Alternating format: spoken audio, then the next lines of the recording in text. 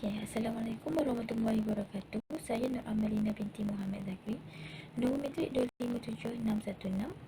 Okey, hari ini saya akan membentangkan tentang keberkesanan kerajaan dalam mengawal kewangan dalam negara ketika pandemik COVID-19. Okey, so kita mulakan dengan pengenalan terlebih dahulu. So, keberkesanan kerajaan dalam mengawal kewangan dalam negara ketika COVID-19 ni, kerajaan telah banyak membantu rakyatnya dalam era COVID-19. Hal ini kerana usaha kerajaan terakung dalam inisiatif seperti contoh dia jamin kerja, penjana HRDF, ilatih, program penempatan dan latihan, HPC, HRD Corp dan semarak niaga. Walau bagaimanapun, ekonomi negara telah menunjukkan pemulihan pasca COVID-19 dari segi pertumbuhan yang teguh, namun segala usaha menaik taraf kualiti kehidupan rakyat diteruskan. Okey, so seterusnya dalam berkaitan dengan jamin kerja ni ialah merupakan salah satu inisiatif kewangan daripada kerajaan yang diberikan kepada pihak majikan untuk membuat satu pengambilan baharu bermula pada 1 Januari 2022 daripada kalangan perantis, graduan, golongan rentan seperti OKU, bekas tentera, bekas banduan serta warga emas dan penganggur. Selain pada itu, Semarak Niaga juga telah memperuntukkan 40 bilion yang menyediakan pembiayaan kredit mikro tanpa faedah untuk 6 bulan pertama serta kemudahan moratorium melalui pelbagai agensi sebagai Tekun, Agrobank dan BSN kepada para peniaga mikro yang memohonnya. Okey, seterusnya kita akan beralih kepada slide seterusnya, iaitu usaha kerajaan dalam mengawal kewangan.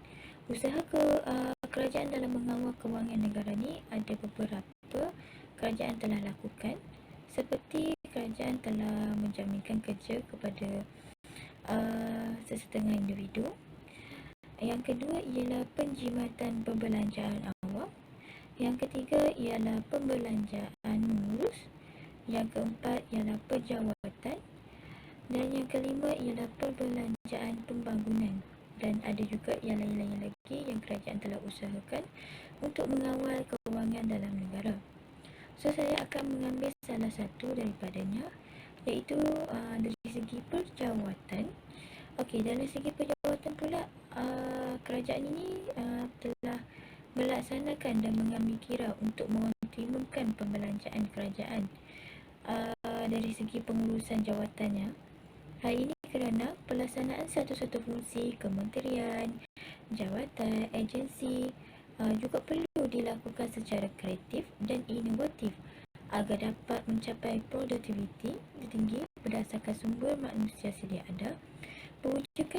Pewujudan jawatan baharu tidak dibenarkan kecuali melalui kaedah tukar ganti dan pindah butiran serta tiada implikasi kewangan tambahan. Hal ini kerana jika wujud perjawatan yang baharu, so kerajaan perlu membelanjakan banyak kewangan untuk rakyatnya. So dari segi ini, dari isu perjawatan ini pada era COVID-19, kerajaan perlu kurangkan bagi untuk semua kesejahteraan semua. Oleh itu, pewujudan jawatan baharu bagi jawatan kritikal yang terlibat secara langsung, contohnya dalam bidang pendidikan, kesihatan, keselamatan, penguasaan dan kutipan hasil negara, perlu dilaksanakan dengan kawalan ketat. Okey, seterusnya kita akan lihat juga dari segi implikasi COVID-19 kepada ekonomi negara dari segi kewangan. Okey, so dapat kita lihat di sini bahawa defisit fiskal negara akan menjadi hampir 2 kali ganda, meningkat kepada sekitar 6% daripada output ekonomi tahunan pada tahun 2020 disebabkan oleh pembiayaan dalam projek-projek bantuan kerajaan berkaitan dengan pandemik COVID-19. Walau bagaimanapun, pemulihan ekonomi bergantung pada pihak awam dan swasta yang saling berkaitan secara dinamik demi kebaikan sosial dan ekonomi negara. Semasa PKP sahaja, 66% perniagaan mengalami penurunan permintaan yang drastik sehingga menyukarkan usaha mempertahankan perniagaan yang sedia ada. Oleh itu, kerajaan Malaysia secara proaktif telah mengambil banyak inisiatif untuk merancang dan meningkatkan ekonomi serta meningkatkan ekonomi di sektor swasta seperti pakej rancangan ekonomi prihatin. So, justru itu, pandemik COVID-19 ini telah membawa kepada krisis ekonomi yang mencabar pengurusan kewangan awam dan meningkatkan risiko fiskal negara. Implikasi COVID-19 kepada ekonomi negara yang seterusnya ialah, menurut laporan kewangan menunjukkan hasil kerajaan persekutuan berkurang sebanyak 14.88% daripada 264415 juta pada tahun 2019 kepada 225075 juta pada tahun 2020. Sumber pendapatan utama negara seperti hasil cukai, pendapatan syarikat telah menurun dengan ketara sebanyak 13,686 juta, iaitu sebanyak 21.47%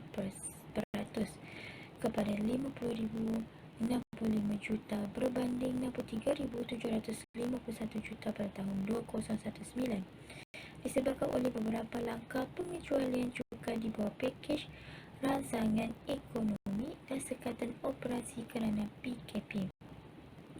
Oleh sebab itu, hasil cukai pendapatan petroleum menurun sebanyak 8,011 juta, iaitu sebanyak 38.55% berbanding pada tahun 2019 kerana penurunan harga petroleum mentah dunia.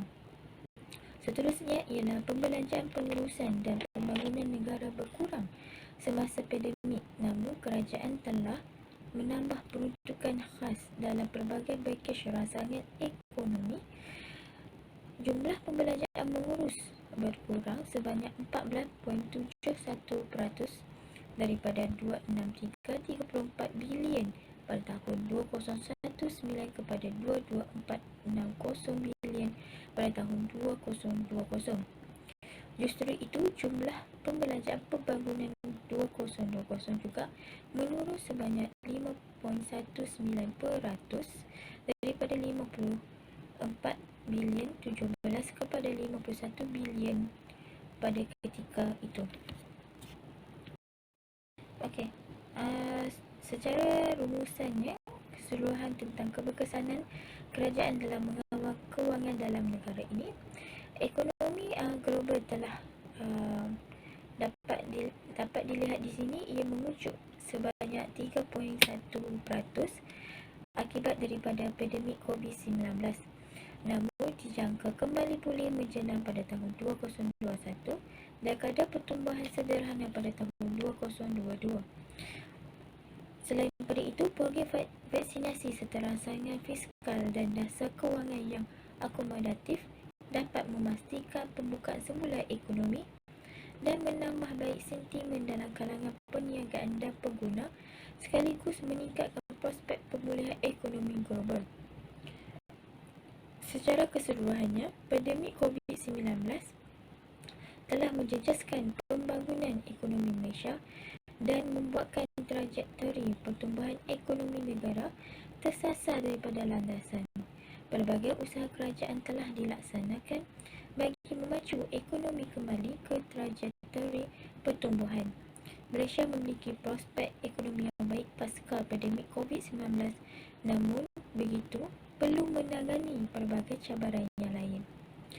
Sekian daripada saya tentang keberkesanan kerajaan dalam mengawal kewangan negara ketika COVID-19. Sekian, terima kasih.